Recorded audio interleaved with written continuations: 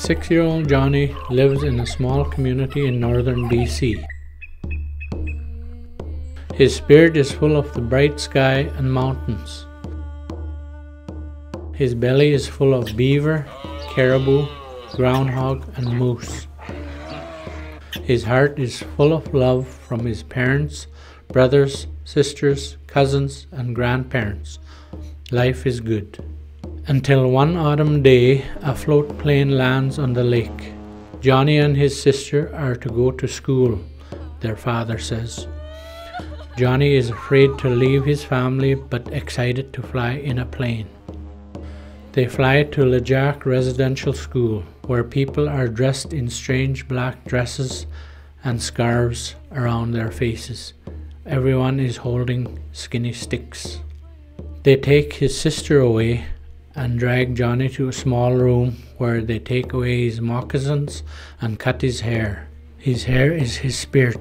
It is who he is. So he cries and cries. "You are a dirty, savage Indian. Your parents are drunks," they tell him, and hit him with a stick.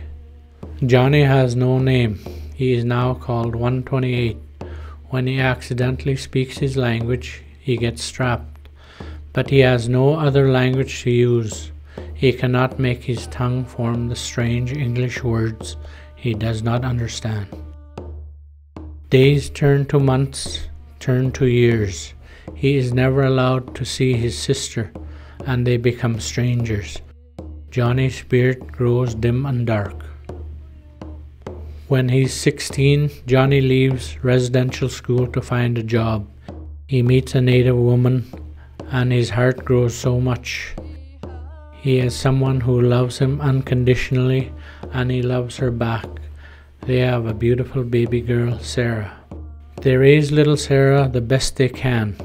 Then one day, 2-year-old Sarah dumps a cup of milk, and Johnny hits her. Even though Sarah did not go to residential school, she is now going to feel the discipline and the hurt that her parents faced. Johnny feels terrible, but he does not realize it's the priests and nuns reaching through him to hit his child. And when it happens again and again, as Sarah grows up, Johnny turns to alcohol. As their little family grows, Johnny becomes older and wiser, and he realizes he cannot treat his children that way.